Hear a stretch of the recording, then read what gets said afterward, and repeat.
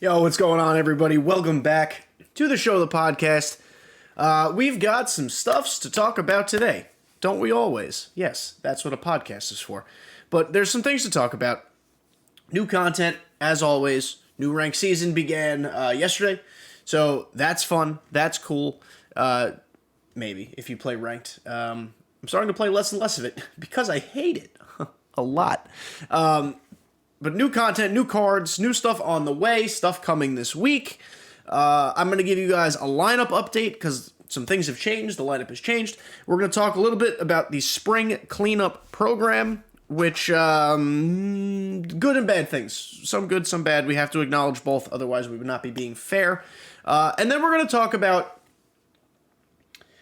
there's been some I hate using the word controversy because it makes shit sound really bad, but we're going to use it here just by its textbook definition, not by the way people use it now. But there's been some controversy around MLB The Show with issues that are going on, both issues that have existed for a long time and some issues that are now, they've since been fixed, but were new issues at the time. So, first things first, before we jump into content, I want to give you guys a team update because things have changed. Playing left field. We're not going to do it that way. Playing left field. Kirk Gibson. This card smacks for just about everybody. Great in the field. Good speed. Good bat. I'm only hitting 276 right now. But he's got 4 ding-dongs. It's only been 29 at-bats. So I do like his swing. I think I've got hoed on a couple good PCIs, which is par for the course with just about everybody who plays this game. I like Kirk Gibson. He gives me good lineup balance. He's very good in the field. Speedy, like I said, covers some ground, so I like that. I'm a big Kirk Gibson fan. He's going to stick it out for a little while longer. If the struggles continue, it's probably not just shitty PCI results. It's probably something larger, but for now, we're going to leave him there. Lou Bob, P5, still in center field. Mike Trout, P5, he's over and right. New third baseman, boys and girls. You're going to think I'm crazy, but this 92 Wade Boggs fucking slaps. Huge contact against right. And right now, if you're a player who's trying to make World Series, PCIs are teeny, teeny, tiny because contacts are really low. You face a lot of right-handed pitching. He starts at 122 contact versus right. I have him to P2. That's why it's 124. This guy's nuts. One of the best swings every year. I can't wait for his 99 that he's inevitably going to get. Will that guy be my starting third baseman? Probably not at that point because we'll have a million other cards. But right now, with the way content has been such a slow burn, I mean that in a good way. I don't mean that in a negative way. This Wade Boggs is disgusting. Listen, guys, 49 at-bats. We're hitting 449. 471 OBP. And for that low power, 67 and 64 at P2, let's get 6 ding-dongs. 6 ding-dongs. So, big fan of Wade Boggs. I like him a lot. He's going to be in the lineup for a little while. Get used to seeing him. We have slid Troy Gloss over to shortstop. Couple reasons. It's his secondary, and he still has 80... Well, I have him at P3, so secondary, he still has 83 at shortstop. It's pretty good. His range and reaction is not great. His speed's not great, but he's got enough arm and he's got enough fielding to play there. The reason we took out Michael Young, I talked about just wanting high contacts. Troy Gloss the opposite of that. But Michael Young's swing is just fucking, it's doo-doo cheeks. It's like he swings a Q-tip. He gets some shit swing animations, and the man gets no exit velo. I don't need home runs out of Michael Young. I just need gap shots. But everything he seems to hit is a squib on the ground. So fuck Michael Young. Last year I loved him. This year I don't. Troy Gloss, for now, he's the shortstop. Playing second base. This card is not leaving the lineup until I unlock Chase Utley. And we'll talk about that because I'm getting closer to being done with collections. Corey Seager.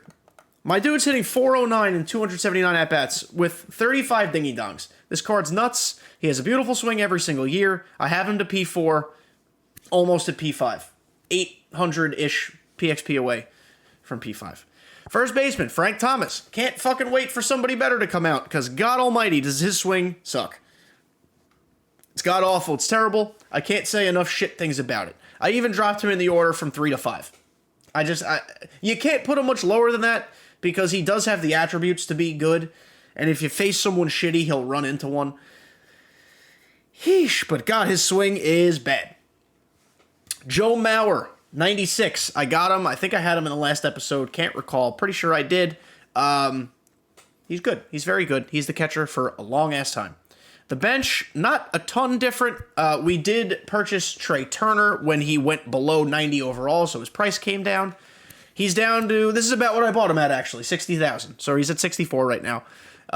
Glad he hasn't gone down much more. Clearly, obviously, that's how I got Kirk Gibson as well, because he's the Dodgers collection. We also just finished the Nationals, so we put Juan Soto on the bench. If Kirk Gibson continues to struggle, or struggle maybe is not the right word, but if I can't get into a flow with Kirk Gibson, I will put Soto in right and shift Trout to left field. I know Soto versus lefties does not look good. I know the fielding doesn't look good. I know the arm doesn't look good. But Juan Soto rakes, and any hitting he provides will easily make up for the bullshit in the outfield. Pitching. Not much different. You'll see here I've added Gerrit Cole as my 5-starter. You're going to think I'm a fucking lunatic. In 13 innings, we have a 1.38 ERA with a .46 whip. They took away his sinker and gave him a cutter. Sinker is the meta, but I actually think the cutter helps him here. The cutter 4-seam combination is one of my favorite tunnels to work with. You get a lot of weak contact. Smart hitters will eventually sit back and hit that cutter the opposite field, or pull it, I guess, depending on who you're pitching to.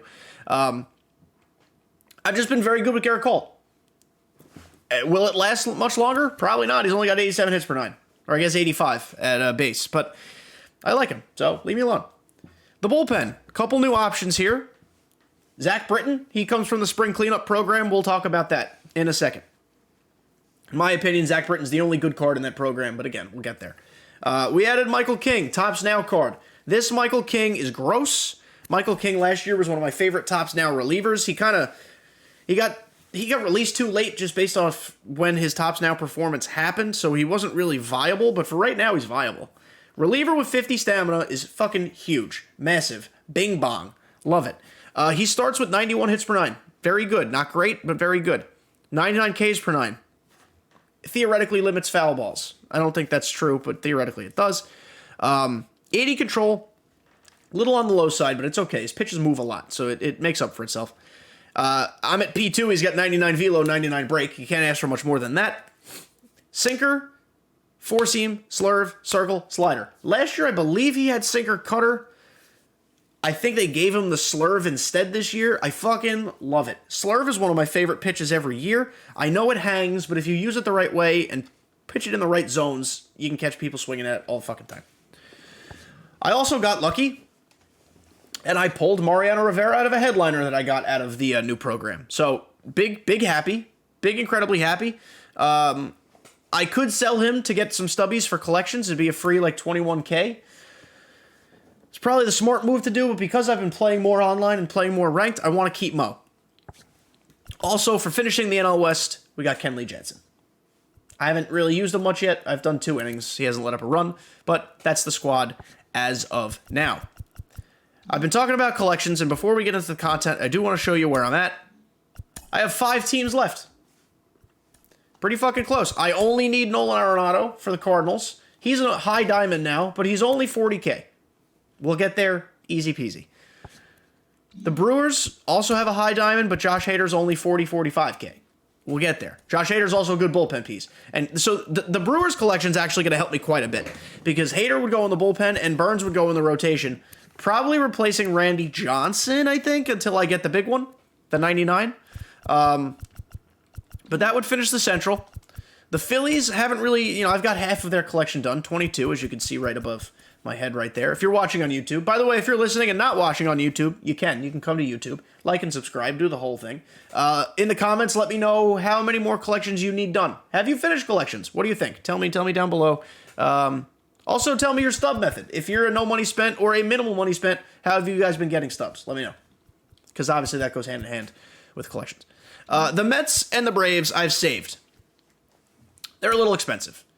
DeGrom is 160K. Scherzer is almost 100K because he's a 91 now. This one's going to take some time. I have to grind the shit out of this to get this. And the Braves.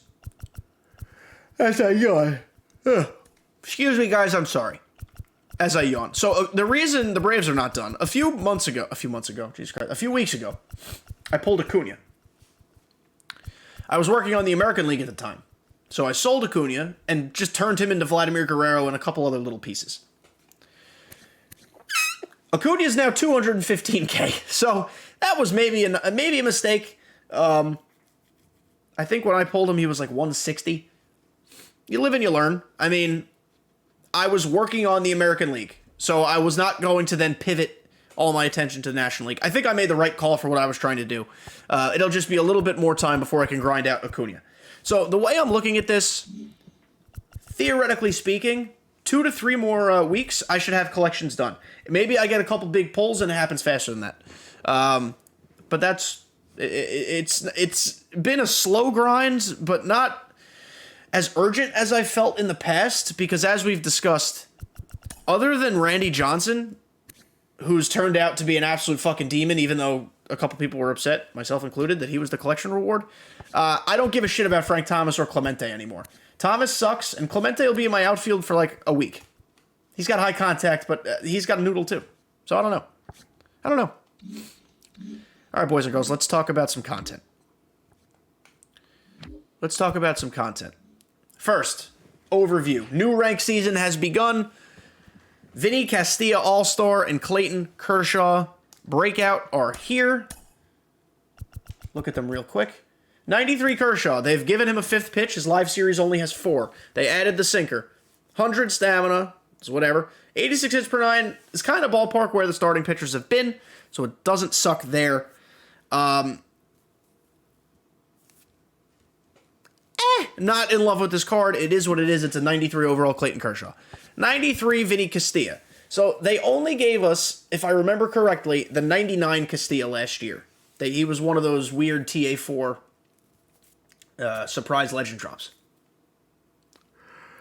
As I yawn again. See, I yawn again because these cards make me tired. The Castilla is admittedly better than Kershaw. You look at his hitting, 94 contacts against both sides. I like that that's consistent. It'll be good no matter who's on the mound. 96 power right. Should play. 87 power left's definitely a little bit on the low side. It'll play. He's got a nice swing. He's a third base primary, doesn't have a secondary. Only 75 in the field. You get him to P5, he's a gold. I mean, it's a little less than ideal, but I don't know if third base needs the most defense. 45 speed, he's slow as shit, but at third base, that doesn't matter. This is a good card to release right now. The content they've been doing this year, they've been releasing cards at the appropriate time. I can't complain about that. I'm curious to see what happens in July and August when 99s are here. Are they going to continue to drop these stupid things, or is it only going to be 99s? I don't know. We'll see. But for right now, this is a good card to drop right now. I said right now a lot in the past 47 seconds. Just roll with it. And you can still choose from last season's World Series cards. Dontrell, Cal Ripken, Jorge Posada. After this ranked season, they will be gone. So, do with that what you will. Next, what else is here? Let's just hop right the fuck in and talk about the spring cleanup program. So, things that are different. It's only 3 weeks long. The first one was 4 weeks long. Okay. Things that are different. There are only 5 bosses. There were 30 last time. And here they are. 93, you only get 2 of these, by the way. You can purchase them off the market as much as you want, but you'll only get 2 choice packs. 93, Ed Matthews. Kevin's happy. I already watched his video of how happy he was. The card hits well. It doesn't field well. It doesn't run well. It only plays third base. If you need a lefty third baseman or you need another lefty in the lineup, maybe this is your guy. Third base, a little weird position right now. Like I said, I love Wade Boggs. I've never loved Ed Matthews' swing. Not for me. Leave him alone. Zach Britton, you saw him in my bullpen. 120 hits per 9. That is, I mean, it's an endgame number. Don't get me wrong. It's May. I'm not saying he's an endgame reliever. I'm not saying that. Could he end up being? Maybe, probably not. You might see him in some bullpens. People might get bored of him because it's going to be late in the year and he's be out for a long time. 120 hits per 9 is an endgame reliever number with 99 velo, 99 break, and 87 control. You get him to P5 superfractor, 92 control. You can live with that. You can play with that.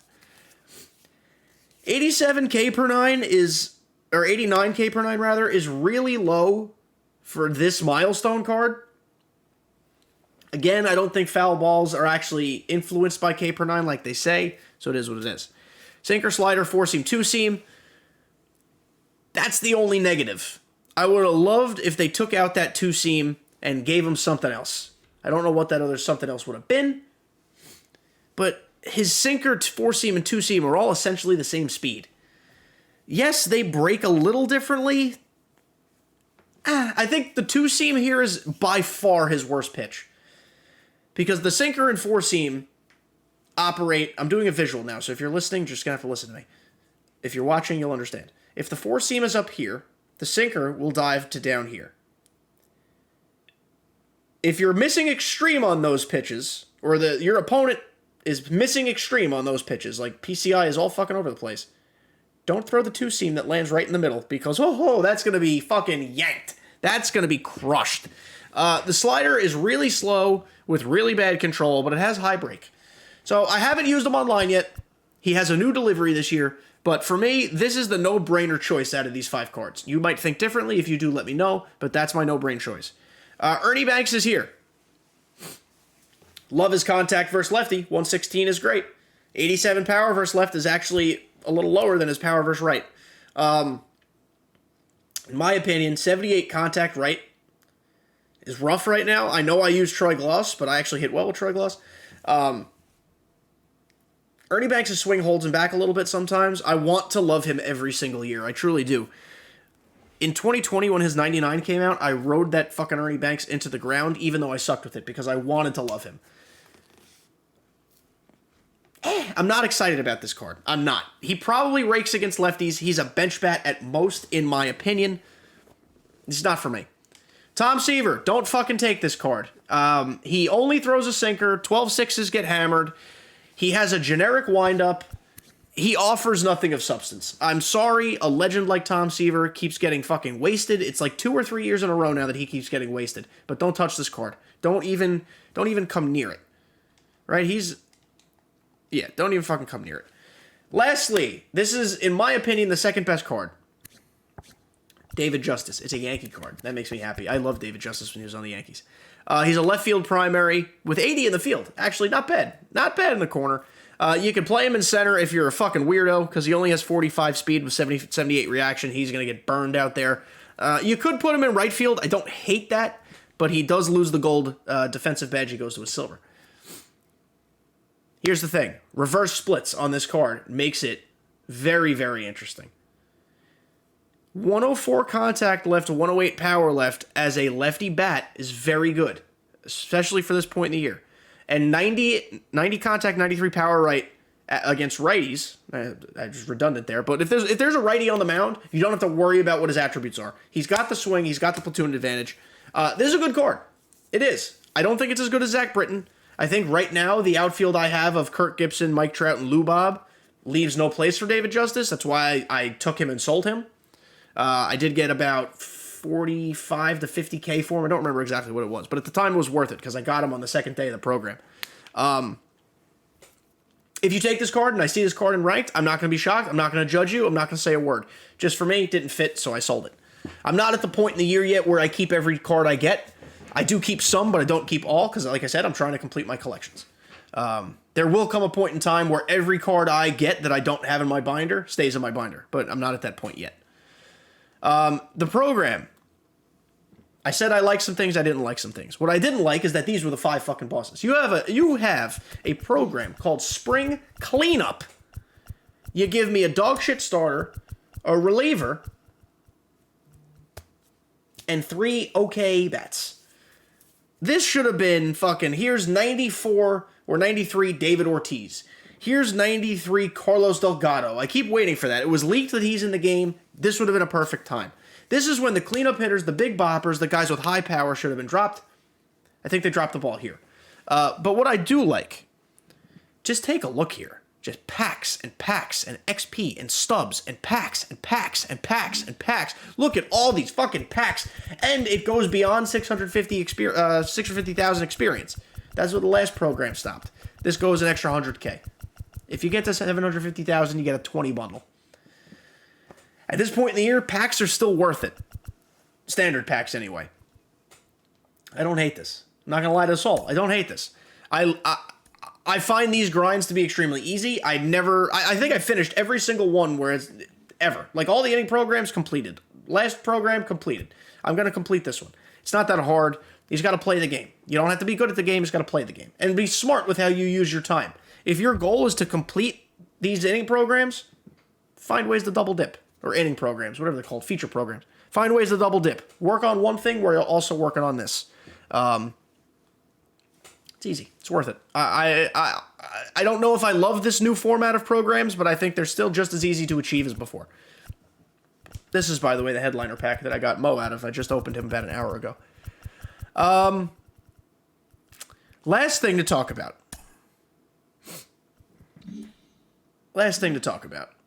Of content, anyway. Player of the month. These are the 3 new cards that came out. 85 Mackenzie Gore, terrible, don't use it. 85 Eric Lauer, terrible, don't use it. Michael King, this is the one. Get him, use him. On Thursday, this upcoming Thursday, this week, the Player of the Month program is dropping, the rest of it. You'll be able to get this fella, Andre Dawson. We looked at him already on the podcast. Doesn't look too bad. I don't think he'll make my lineup. Maybe as a bench bat against lefties, I'm not sure. But you'll be able to get this fella on Thursday. And look at, guys, there's still a lot to do here. There's more cards coming. Mystery items. Maybe they're Tops Now cards, maybe they're not. We're going to learn who the Lightning player is. My guess, it's going to be either J-Ram, Byron Buxton, or, you're going to think I'm crazy, because I'm a Yankee fan, Anthony Rizzo. J-Ram is now a high diamond, so I think that holds him back from getting a Lightning. Buxton is now an 88 or an 89, so that could get in his way. Plus, he was one of the first Lightning cards last year. Just saying, Anthony fucking Rizzo would be really cool. He'd probably be my new first baseman. He's leading the league in home runs, I believe, as of recording. I think. If not, he's top 3. He's got a sweet swing and he plays good first base. I want Anthony Rizzo. I want a diamond version of him early. But that's happening. We'll be able to do these soon. All right, last thing to talk about, guys. And I'm gonna talk about some of this stuff while I'm grinding out mini seasons for stubs. Because I still get stubs this way. Oh, mini season, by the way, I think resets soon. So just be on the lookout for what's happening there. Put it to rookie, and we get to blank canvas, and we just hit tater tots. Okay, so this is that controversy shit I was talking about. A lot of players are moving to Xbox. There was an issue last week where there was a bug after an update, and 120 hertz became impossible to play on PlayStation 5. Took like 4 to 5 days to fix. But during that period, a lot of top players, a lot of streamers, a lot of content creators said, you know what? I don't want to deal with this. I'm going to buy an Xbox because it works. It's got 120 hertz, latency's better, response time's better. Shockingly, turns out they all love it. So I think they're all Xbox players now. And that is a really, really shitty look. I'm going to turn something off here. That's a really, really, really, really, really shitty look for SDS. That's really bad. PlayStation's your native console. You don't want content creators leaving. I will not be making the jump. Multitude of reasons. I've been a PlayStation person my entire life. I don't have the money to buy an Xbox. And I don't want both systems. I'm not going to get rid of my PlayStation just to get an Xbox. I also think it won't be a comparison pretty soon. Either SDS will find a way to make PlayStation quote-unquote viable, which I still think it's totally fine, or next year's game, it'll be fine. I'm not going to get rid of my PlayStation. I will say I have noticed a lot more response time lag from my controller this year than I have last. I no longer use the Bluetooth on the controller. I always have it plugged in, as you see here. It helps a little bit. Not a ton, but definitely a little. I also, by the way, I just showed you my controller. I use precision rings now. I find that helps me a lot because my PCI's been fucking floating all over the place. As I ground out on rookie mode. Okay, here's the thing. If you're having problems on PlayStation, I understand the frustration. You know, last year we all joked, we're like, oh, Xbox players, we're all gonna fucking slaughter them, blah, blah, blah, blah, blah, blah, blah, blah, blah. And last year maybe we did for the most part. In theory now they're on the superior console though, so maybe we shouldn't have been so snarky. I don't know. It's such a tough conversation to have because people are going to be loyal to the consoles they've played their whole lives. I've always played PlayStation, like I said. That's my home console. That's my native console. I'm always going to be loyal to PlayStation. Funny enough, my brother, who I obviously grew up with, is an Xbox person. Loves his Xbox. So, you know, different strokes for different folks. That said, content creators who do this for their own living, they need to be competitive. And the fact that you have to purchase an Xbox to be more competitive at this game is idiotic. Idiotic. It would have been the same thing if it was you had to play on PlayStation. Last year, the reason we made fun of Xbox people was not because it was the superior, or PlayStation was the superior console. It's because Xbox people were new. They were learning the game. They were learning how to play baseball. We should have beaten the piss out of them quite a bit. And by the end of the year, we weren't. But the consoles, for the most part, were on a level playing field. Now, apparently it's not. So that's bad. You don't want to have a game releasing on multiple platforms and be inferior somewhere else. I'm not counting the Nintendo Switch, because we all know that's inferior, but I don't think anyone plays the Switch to be competitive. I think they play the Switch to grind, to fuck around, give it to their 4-year-old. Like, I'm leaving that out of the equation, and I think we all can understand why.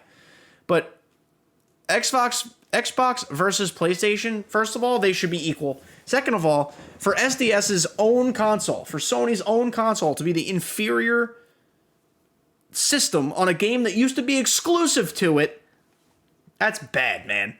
That is not good. So if you're frustrated with PlayStation gameplay, trust me, I get it. I'm literally living it.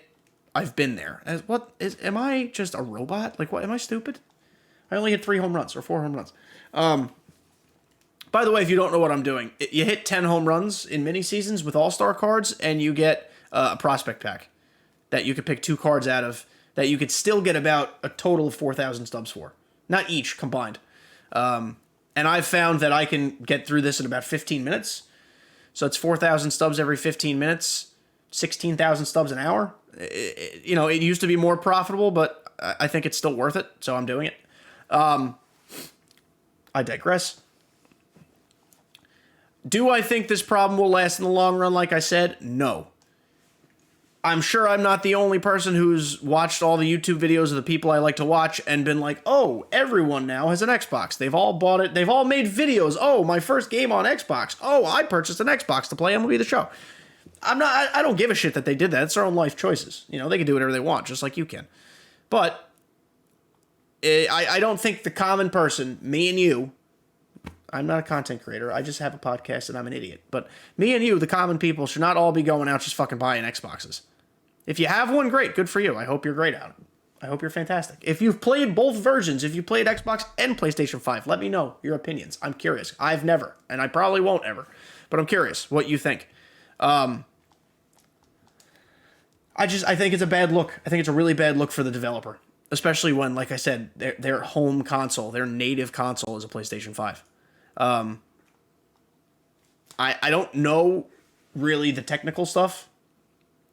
I don't know what a lot of this stuff means. I don't know what a lot of it's supposed to act like and supposed to operate as. I'm just relaying the information and the opinions and the things that I've seen and heard. Of course, the opinion of it being a bad look for SDS is my own. I didn't steal that opinion. But as far as like the technical specs and shit, I honestly don't even know what most of it means. I think it just means how the game looks and feels and maybe how it responds to your inputs.